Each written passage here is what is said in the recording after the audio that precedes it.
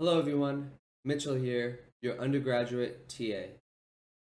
Now, as many of you may have also seen, there have been many important questions on Piazza about makefiles and reading inputs from CN.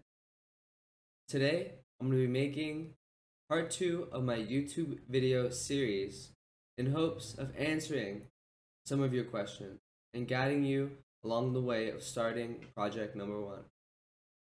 Let's go ahead and get started. I have a brand new project here on CLion. Now, if you are using a different IDE or editor tool, that's completely fine.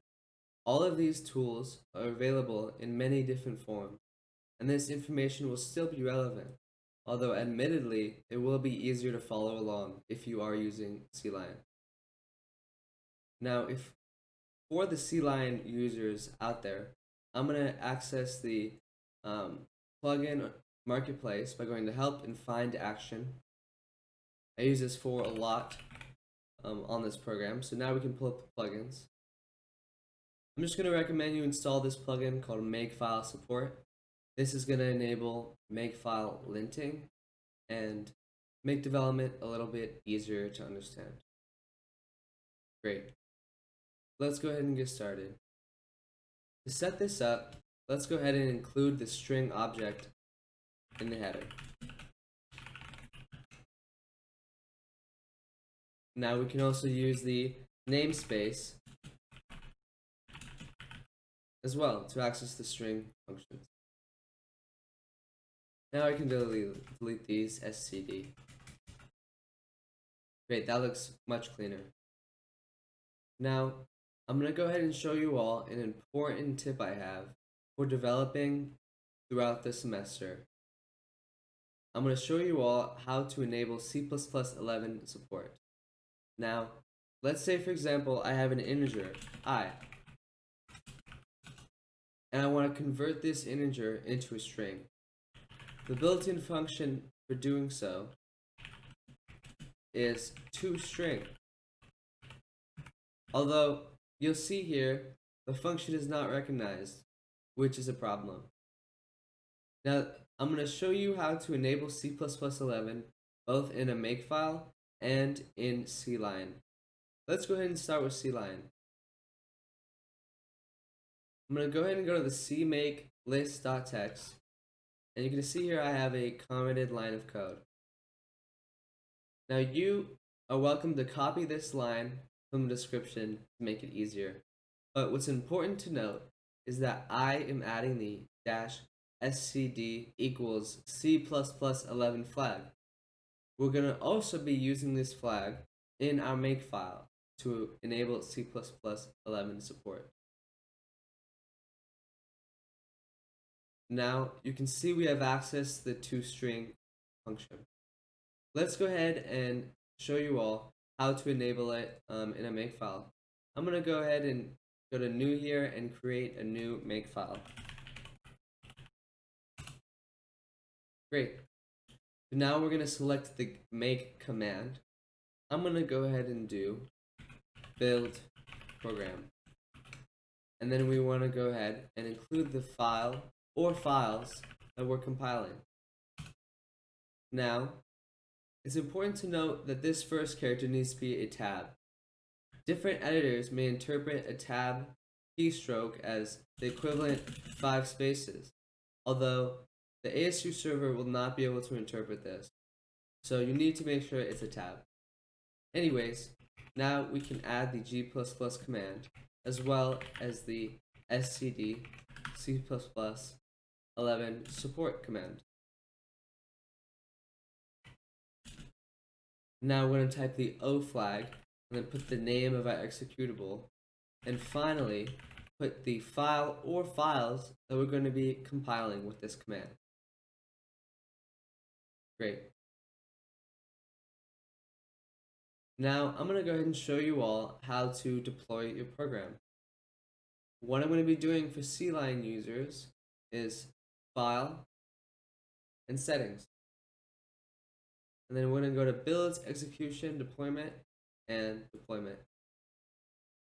Now, for those of you that aren't CLion users, all I'm doing here is setting up an FTP configuration to the server so I can upload my files. This would be accomplished similarly using a file like FileZilla or any other FTP client you may use. You can see we already have the ASU added here, but we're going to add a new one. And I'm going to call it ASU SFTP. Now, I can select my SSH configuration and auto-detect the root path, which will fill in my ASU home folder. You can see that this is what distinguishes the ASU FTP configuration from the regular ASU configuration. These need to be distinct. Now we can apply our changes. And using tools and deployment and browse remote hosts, we can go ahead and select the ASU SFTP configuration we just made. There we go. We have successfully FTP'd into the general server, allowing us access to all the files in my home directory. Now I'm going to go ahead and SSH in. This can also be accomplished in many different ways, including PuTTY. However, we're going to go ahead and do it right here in CLion. Using Tools, Start SSH Session. We can select our credentials and connect to the server. Great. Now I'm connected and I'm ready to deploy my solution. I'm going to go ahead and select both of my files, the main.cpp and Makefile, and simply copy and paste it onto the server directory. Now you can see my files have been uploaded, and I'm ready to go ahead and compile my solution. In the terminal window, I'm going to type make buildprogram. And as you can see, the G++ command was successfully executed using the C++11 command. Now, let's go ahead and run our program. I'm going to use // and then type in run, which I have configured in the G++ command. And if I refresh the remote server, you'll be able to see the compiled C executable here in my directory. Let's go ahead and run it. Great. So we see the hello world executing just as it should, and we aren't having any issues. Now we can make this a little bit more complex. I'm going to show you all how to take input using CN. I'm going to be able to utilize a function called getline, and loading it from the CN stream, we're going to be able to put it right into a string variable. I'm also going to create the new input string here. There we go. Now let's go ahead and just print it right back out, just to make sure we have the right input. So we'll do output, and then I'm going to go ahead and put the input here. Great.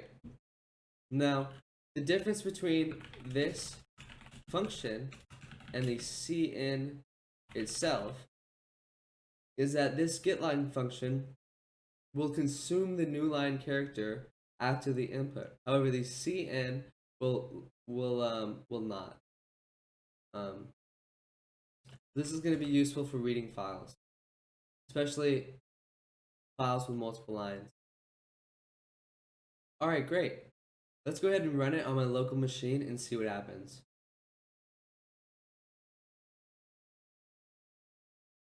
Looks like it's prompting us for an input. I'm going to go ahead and type in CC310. Great, so you're going to see it reiterates our input here, and also shows the output statement with the input appended. I'm going to show you all how to read from a file using CN. Let's go ahead and create a new input file.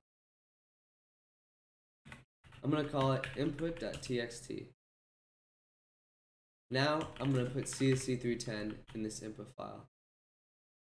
To redirect the file to the CN, we're going to go in CLion to run and edit configurations.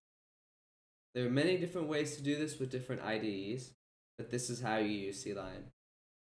I'm going to go ahead and add a new configuration and do CMake application.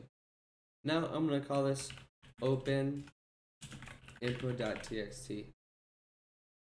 Now I'm going to make sure to select the redirect input from, and I'm going to go ahead and open the input.txt file we just created and hit apply. Notice you can do this for any configuration. However, I just want to demonstrate how you can create different run configurations for different files if you'd like to test. Great, now let's go ahead and run it and see what happens.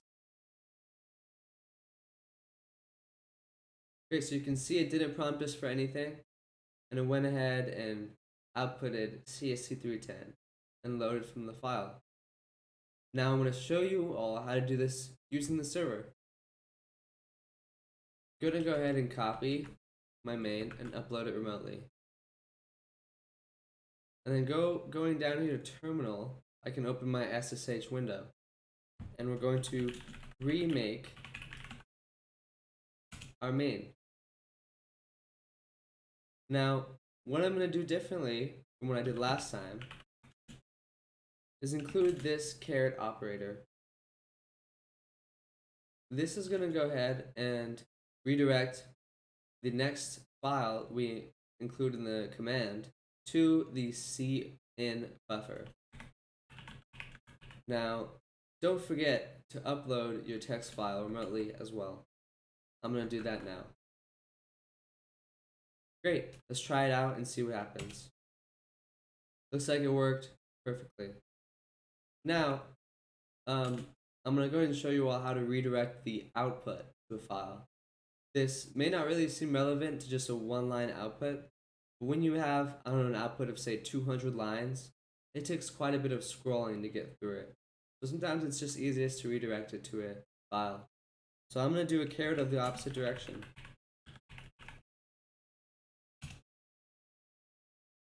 Great. Now I'm going to go ahead and refresh, and you'll be able to see the output file here. And I'm going to go ahead and open it. Looks good. Now, unfortunately, there isn't any way to redirect to output using CLion, but I think you can do it with Visual Studio. Definitely something worth mentioning. But until then, the server will work great for redirecting to an output file. Alright everyone, that's all I have for you today. Thank you for watching, and remember to reach out if you have any issues. See ya.